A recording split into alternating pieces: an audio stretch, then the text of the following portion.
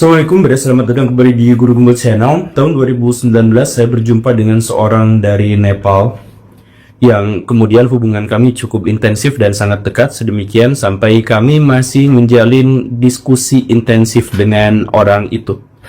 Buat baraya subscriber yang lama banget tentu saja mengenal orang yang saya sebut itu.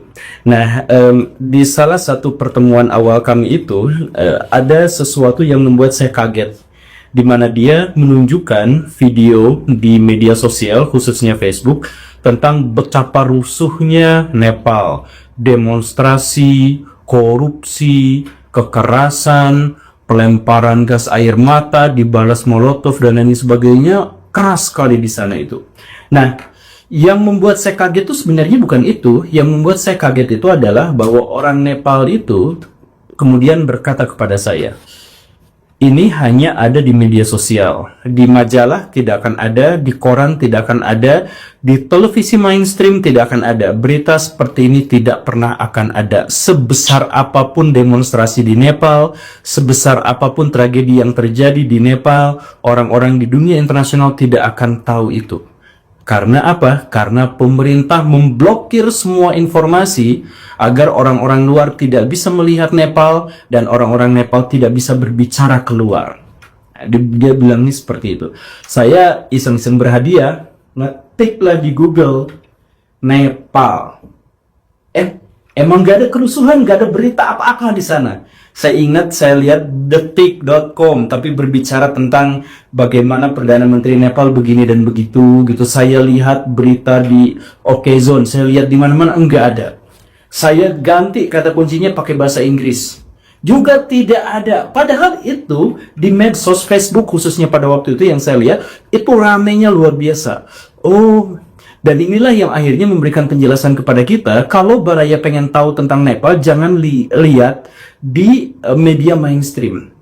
Kalaupun ada berita tentangnya, itu biasanya sudah benar-benar disensor.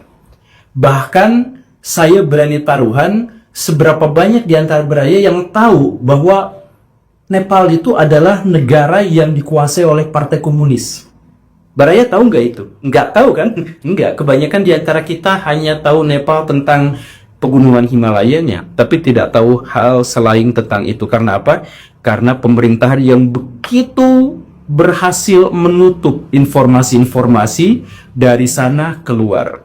Nah, terkait sekarang terjadi kerusuhan di Nepal, saya akan jelaskan informasi A1 yang tidak akan baraya dapatkan dari media mainstream.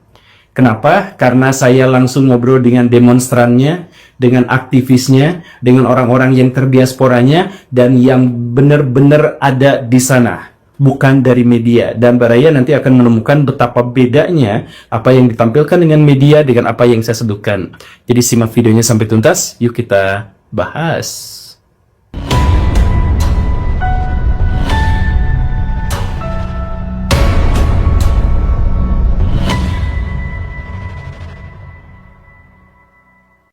Kita mulai berbicara dari sejarahnya dulu, karena dari sinilah baraya akhirnya akan sadar tentang betapa peliknya, betapa rumitnya, dan betapa nggak enaknya hidup sebagai orang Nepal.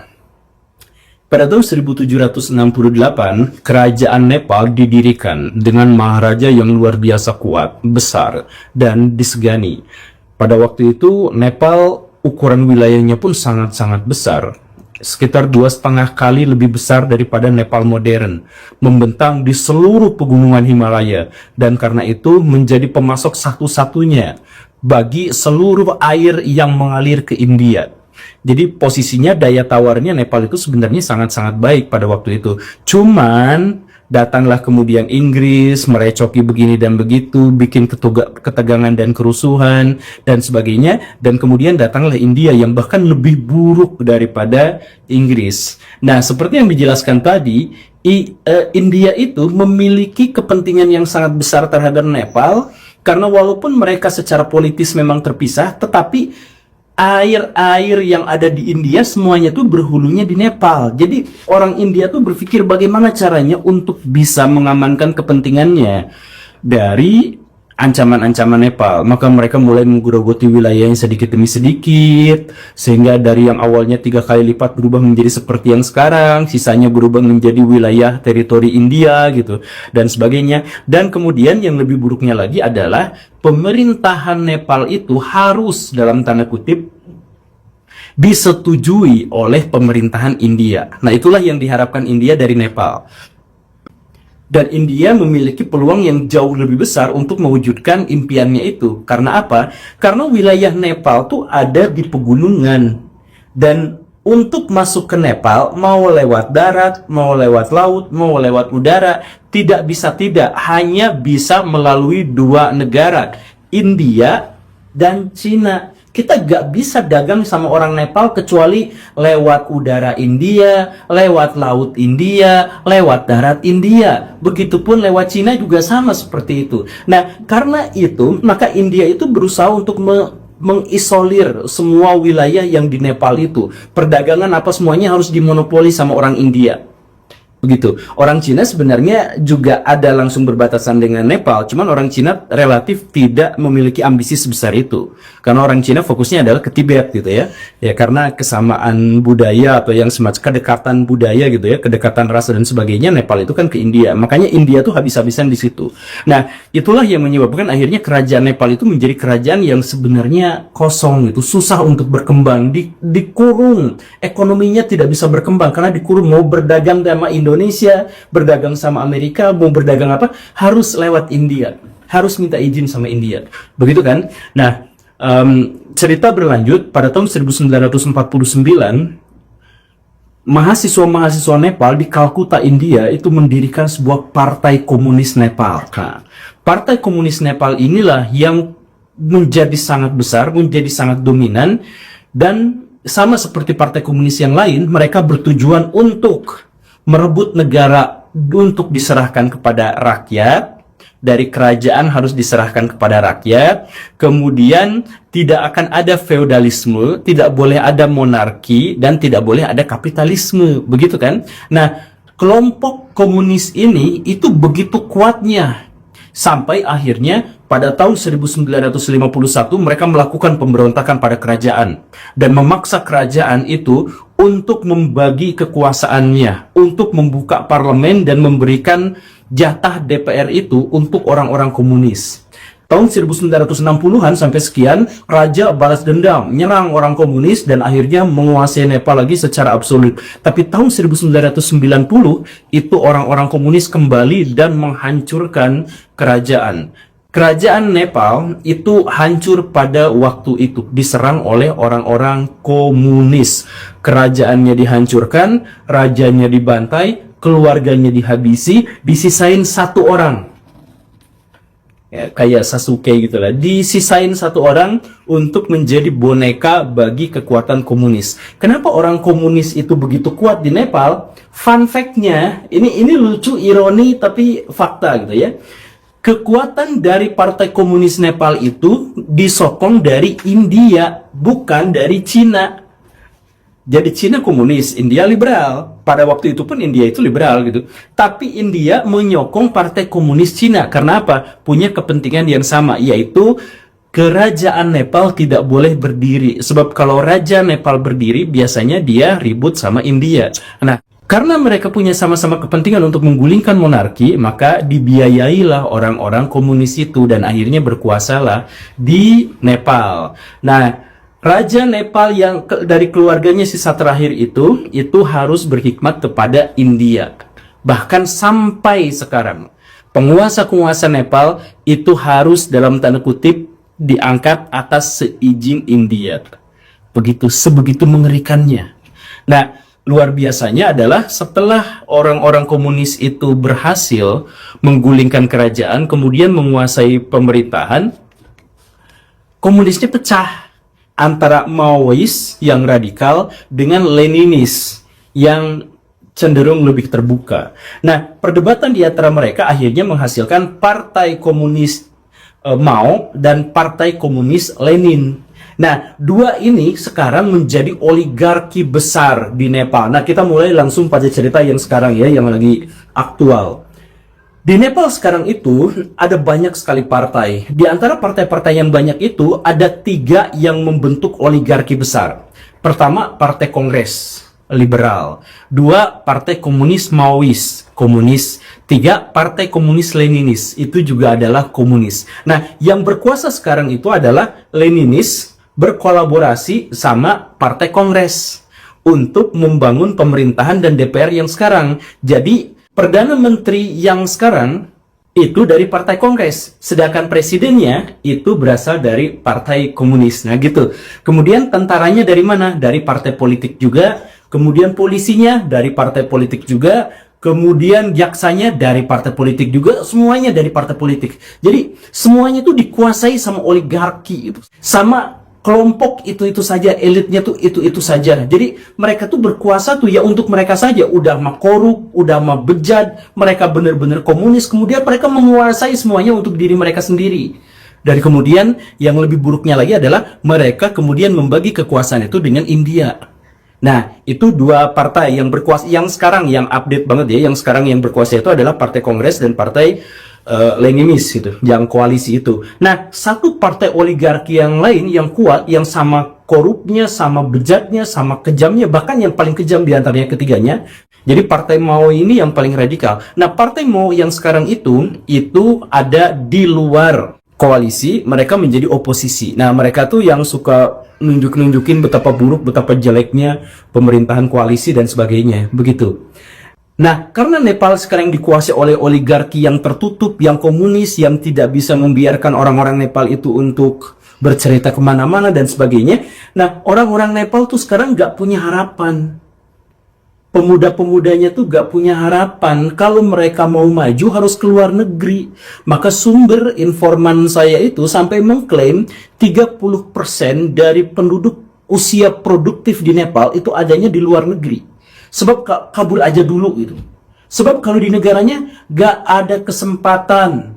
Ada perusahaan-perusahaan besar? Enggak. Kan penguasanya komunis. Harus dimiliki negara. Kalaupun ada perusahaan cepat bangkrut, di PHK, gaji kecil, utang gede, kesenjangan tentu gede. Bahkan kemiskinan itu dilaporkan 20%. Kalau pengakuan 20% itu udah gede banget. Kan di Indonesia juga yang kayak gini ya, kemiskinannya tuh ngakunya tuh 9% gitu kan. Nah, ini di Nepal ngakunya 20%. Artinya angkanya yang asli mungkin jauh lebih besar daripada itu. Nah, itu kondisi Nepal sekarang itu. Kalau mau dagang, mau apa susah, harus lewat India. Mau bikin perjanjian dagang dengan orang luar negeri juga harus lewat India. Dikontrol ketat sama India. Kemudian nyari kerja susah karena komunis. Udah segala rupa nih kayak gitu, pemerintahnya bener-bener korup. Dan yang lebih buruknya lagi adalah pemerintah yang korup itu doyan flexing. Lu ya tuh di media-media, keluarga-keluarga pejabat itu, ya ampun, mobilnya mewah, rumahnya mewah dan sebagainya. Nah, inilah yang akhirnya menciptakan kebencian yang mengakar dari rakyat pada pemerintah. Dan itulah yang akhirnya memicu demonstrasi. Dan ingat, demonstrasinya bukan hanya sekarang. Bahkan ketika saya bertemu dengan informan tadi pun, itu sejak saya ketemu sama dia tahun 2020-an, tahun 2019-an, itu dia sudah nunjukin betapa besarnya demo di Nepal itu, tapi gak ada yang tahu. Mau ada pembantaian sebesar apa, ada tragedi sebesar apa, dunia tuh nggak ada tahu kalau misalkan soal itu. Karena dikunci kan komunis. Karena dikunci media-media mereka itu, gitu. Nah, sekarang bobol, keluar semua. Kenapa? Karena pemerintahnya digulingkan sama rakyat. Nah, apa yang menyebabkan rakyat sekarang Nepal itu berdemonstrasi? Coba cek berita-berita yang beredar sekarang. Di Detik, di mana, itu menjelaskan dipicu oleh ditutupnya platform-platform media digital. 23 biji berapa gitu ya, 26 ditutup katanya. Itu dianggap pemicunya. Bukan. Kejadiannya sebenarnya seperti ini. Demo terjadi terus-terusan. Nah, demonstrasi itu kan pakai platform media. Yuk, kapan kita demo lagi, di mana tempatnya, susunan agendanya apa, aspirasi kita apa, visi kita apa. Itu kan kontakannya pakai media. Nah, pemerintah tahu dan malas di demo terus, makanya di blok. Gitu. Nah, karena di blok, maka si rakyat itu yang udah koordinasi udah apa, tapi gak bisa ngontak lagi, sekalian aja bablas keluar gitu. Nah, inilah yang akhirnya memicu rangkaian kekerasan. Siapa yang memicu rangkaian kekerasan? Demonstran? Bukan. Nah, ini kesalahan media lagi yang dipelintir sama pemerintah komunis di Nepal itu. Ternyata yang memberontak kepada Nepal, pemerintahnya, itu bukan demonstran, tapi siapa? Yang menungganginya. Jadi demonstran di sana juga ada terdiri dari banyak faksi, termasuk ada Ferry Irwandinya ala Nepal tuh ada yang seperti itu tuh, yang wah kita ditunggangi, berhenti dulu lah gitu ya, cooling down dulu, itu ada yang seperti itu. Nah, ketika demonstrannya mundur, ditunggangi, nah si penunggang ini yang maju, yang menciptakan kerusakan, kebakaran, kemudian serangan dan penjarahan terhadap rumah-rumah pejabat dan sebagainya. Mereka. Siapa mereka? Nah, ini A1.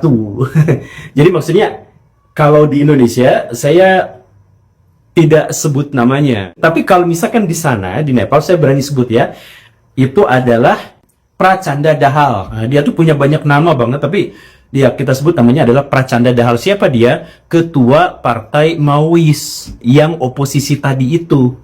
Jadi ketua partai oposisi itu menggalang kekuatan partainya untuk menunggangi demonstran, dan ketika demonstran ingin menyuarakan suaranya, kritiknya, dia malah ingin menghancurkan pemerintahan koalisi agar dirinya bisa naik.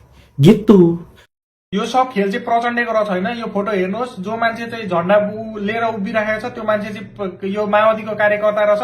अनि त्यसपछि प्रचण्डले चाहिँ रवि लामी छानेलाई भेट। Jadi terminal dibakar, halte dibakar, kemudian gedung parlemen dibakar dan sebagainya, itu pelakunya bukan demonstran. Sama kayak di Indonesia, pelakunya bukan demonstran, tapi perusuh yang sebenarnya ditunggangi oleh Partai Komunis Maois gitu, sama si Prachanda itu.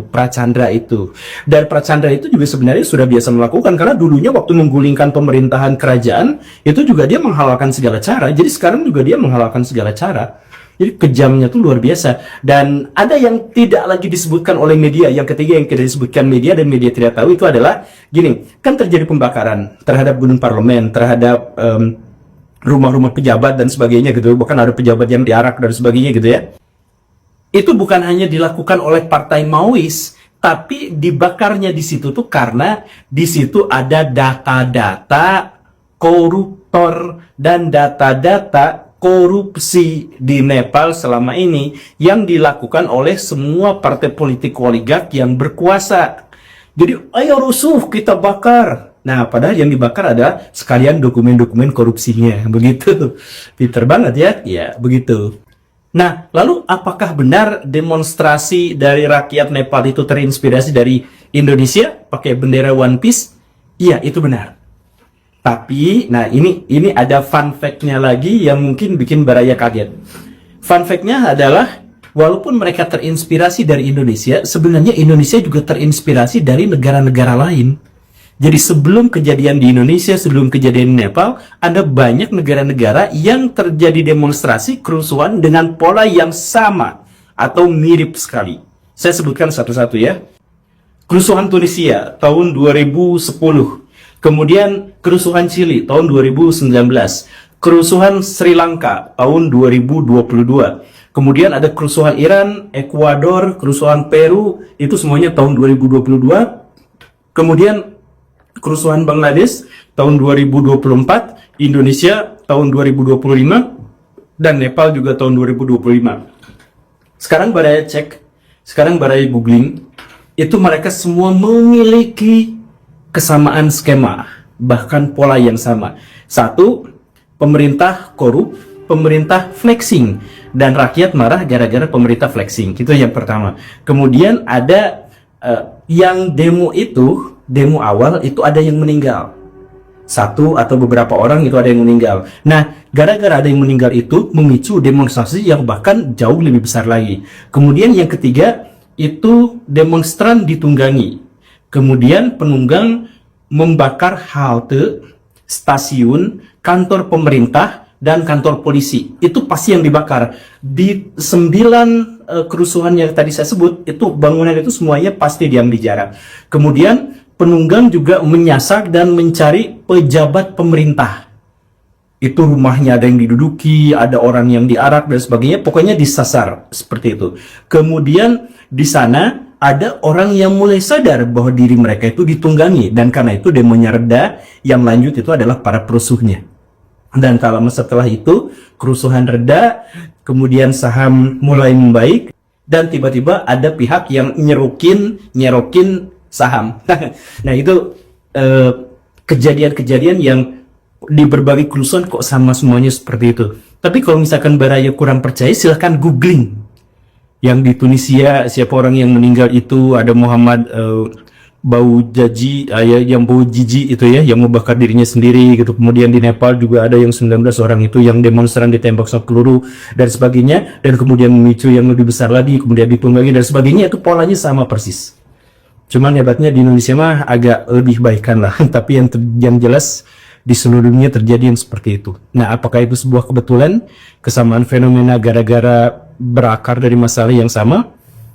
Saya punya jawabannya, tapi ya kita bisik-bisik tetangga aja lah. Nanti kita ngobrol dalam acara Sirarium. Terima kasih karena sudah menyimak. Saya Guru Gembo. Assalamualaikum warahmatullahi wabarakatuh.